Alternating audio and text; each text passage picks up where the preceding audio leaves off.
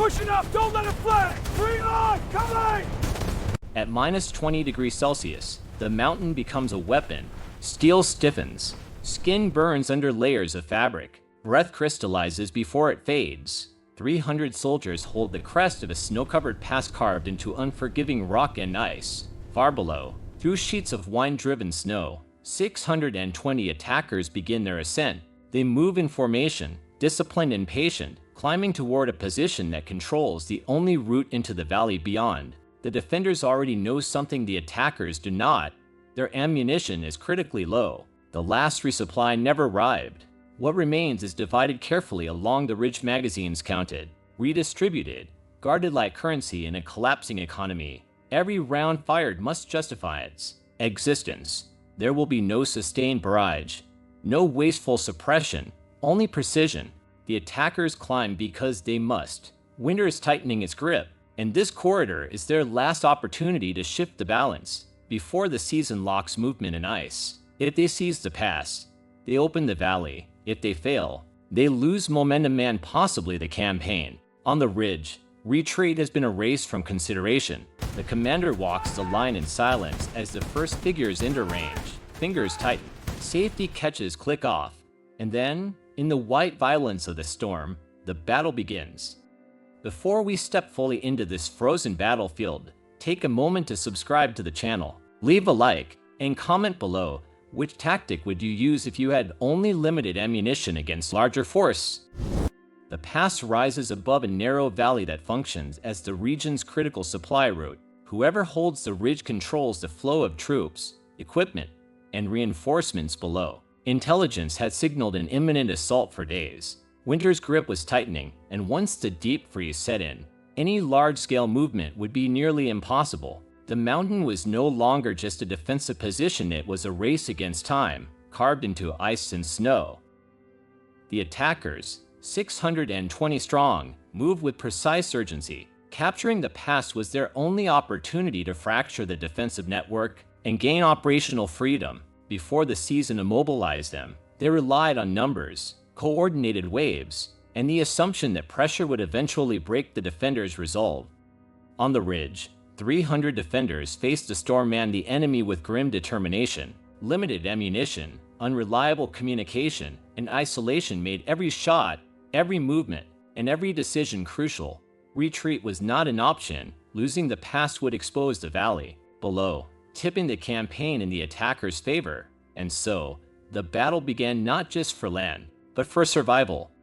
The first shadows moved across the lower slope, barely visible through the driving snow. Every soldier on the ridge froze, eyes tracing each figure as if letting a moment's hesitation could be fatal. The attackers were cautious, deliberate, spreading across the incline in disciplined waves. They knew the defenders were low on ammunition, and each step forward carried the weight of expectation: break the ridge or perish trying.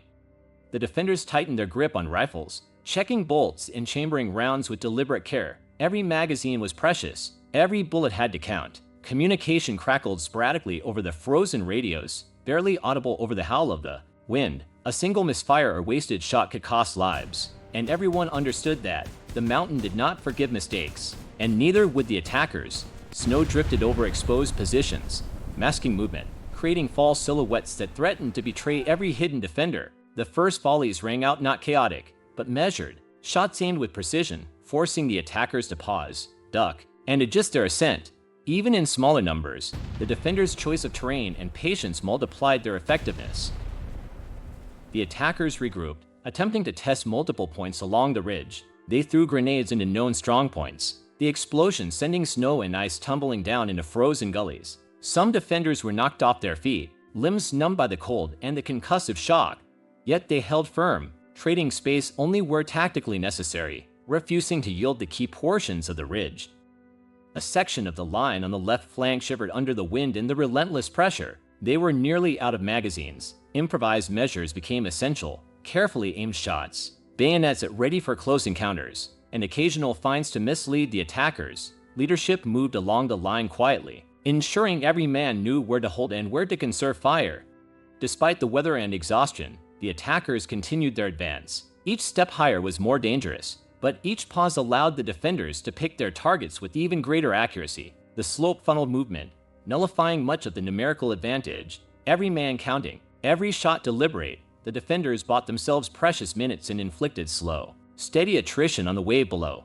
By the end of the first hour, the ridge was scarred by ice and snow kicked up in exchanges of fire. Both sides had suffered minor losses, but the attackers realized the defenders were not just surviving, they were adapting. The first major wave of the assault was slowing, momentum blunted, but the defenders knew this was only the beginning. Somewhere above the line of sight, the storm and the mountain were preparing their next test, and the ridge would demand even more than courage to survive.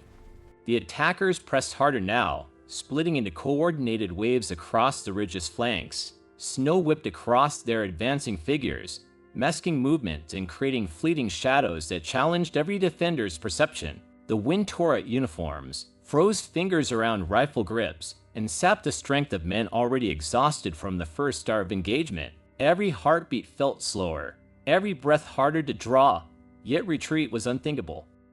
Amid the chaos, a lone figure moved higher along a narrow ledge, barely visible against the snow and ice. A sniper, unseen by the enemy, found vantage points that overlooked the attacker's most vulnerable spots. Each pull of the trigger was deliberate, silent except for the faint echo against the frozen rock. Targets dropped with unnerving precision. Officers, machine gun crews, even attackers trying to move around the defenders to strike from the sides. Each elimination slowed the enemy, broke their rhythm, and conserved precious ammunition for the ridge. The defenders shuffled, trading positions as the assault pressed on. On the left, a wave of attackers tried to breach a partially exposed sector. Meters away, the sniper counted each step, adjusted for wind and distance, and fired. One shot, one target neutralized, and the pressure eased enough for the defenders to hold. Magazine by magazine, round by round, every defensive shot became more critical. Without the sniper thinning the attackers at crucial points, the limited ammunition would not have lasted. Explosions sent snow cascading down the slope, covering men in ice and frost. Yet the defenders endured. The attackers adapted, shifting tactics, trying to draw fire and force mistakes. The sniper anticipated every movement, taking out small clusters and key personnel with exacting efficiency. Slowly, the momentum shifted. The waves faltered under precise, calculated elimination. The mountain itself amplified the sniper's impact, funneling attackers into the deadly line of sight. Cold bit harder now. Fingers went numb. Faces burned beneath layers. Every step for the attackers became a risk.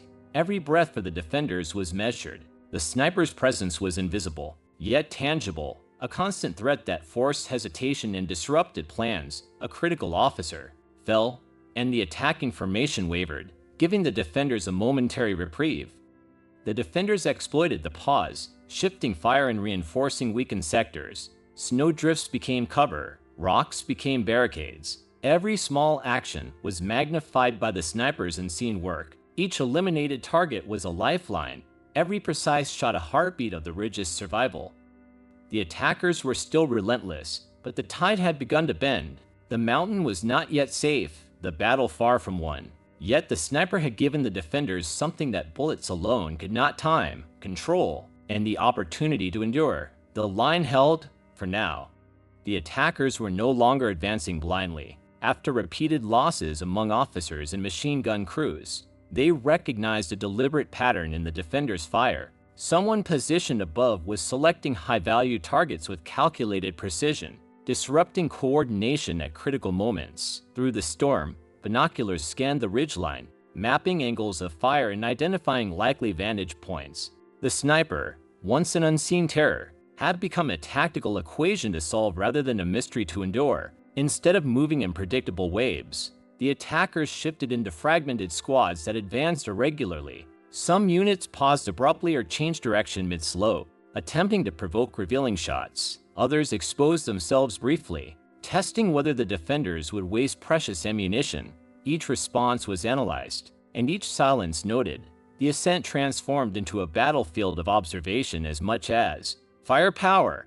Soon, smoke canisters rolled upward through the wind, spilling dense gray clouds that erased the defenders' sightlines. The already limited visibility collapsed further, dissolving depth perception and flattening the terrain into a shifting wall of white and gray. Under this cover, A specialized detachment diverted toward a narrow ice shelf along the right flank and approach, previously judged dangerous to attempt. The maneuver relied on surprise and timing, betting that the defenders' focus remained centered on the primary slope. On the ridge, uncertainty spread quickly. The sniper adjusted position, but the usual clarity of angles had vanished. Figures appeared and disappeared within the smoke, and radio communication fractured under static and wind. Then gunfire erupted closer than expected on the right side of the defensive line. The attackers had penetrated deeper than at any point in the battle, exploiting a blind sector that had gone untested earlier. A defensive squad scrambled to reinforce the threatened flank, exposing a narrow gap near the center in the process. The attackers immediately pressed toward it, laying down suppressive bursts that pinned movement along the ridge. Snow and splintered rock sprayed into the air as grenades detonated near improvised cover. For the first time, the structural integrity of the defense seemed genuinely compromised rather than merely strained. The sniper finally identified the flanking element and eliminated its lead soldiers, slowing the maneuver but failing to halt it entirely. The attackers had synchronized distraction with movement, forcing the defenders to divide attention and fire. Precision still mattered, but it no longer dictated the rhythm of the engagement. Momentum shifted into a precarious balance, where both sides reacted rather than controlled. As the smoke thinned unevenly across the slope, the attackers consolidated positions closer to the crest than ever before. The defenders remained in place, but their dominance of terrain no longer felt absolute. The counterattack had not broken the ridge, yet it had shattered the illusion of safety for the first time since the opening shots. The outcome no longer felt inevitable. Ammunition depletion unfolded quietly and without spectacle. One rifle clicked empty, followed by another, until defenders began checking magazines that held only a handful of remaining rounds. Redistribution no longer solved the problem. There simply was not enough left to sustain prolonged fire. Each soldier understood that the engagement was shifting from range control to immediate survival. The ridge would now be decided at distances measured in meters rather than slopes. Sensing the reduced volume of fire, the attackers advanced with renewed determination. They moved aggressively through thinning smoke, closing the remaining gap to the crest. Shots were exchanged at close range, deliberate and restrained, until the final rounds were expended. When rifles fell silent, combat transitioned into physical confrontation amid snowbanks and rock outcroppings hardened by ice. The mountain, however, began imposing a heavier toll on those who had climbed it. Rapid movement through deep snow had soaked uniforms and numbed extremities, and weapons exposed to fluctuating temperatures started to malfunction. Bolts jammed and mechanisms stiffened at critical moments. Along the narrow ice shelf used for the earlier flanking maneuver, several attackers lost footing on the frozen incline, creating confusion and breaking cohesion in their forward elements. The defenders, anchored in fortified positions carved over hours of preparation, expended less energy repositioning and conserved what warmth they could. Fighting from snow walls and pre-packed cover, they relied on stability rather than speed. Commands among the attackers grew harder to relay as wind and distance distorted communication. Coordination that had enabled the intelligent counterattack began to fragment under environmental strain. In the chaos near the crest, an attacking officer fell during close engagement, removing a central figure who had maintained pressure on the weakened defensive sector. Without clear direction, small units hesitated between advancing and consolidating. Some pressed forward independently, while others stalled, uncertain whether reinforcement or retreat had been ordered. The loss of unified command eroded the psychological edge gained in the previous chapter. The defenders recognized the hesitation and responded not with reckless pursuit, but with controlled assertion. They stepped forward just enough to reclaim contested ground and project cohesion.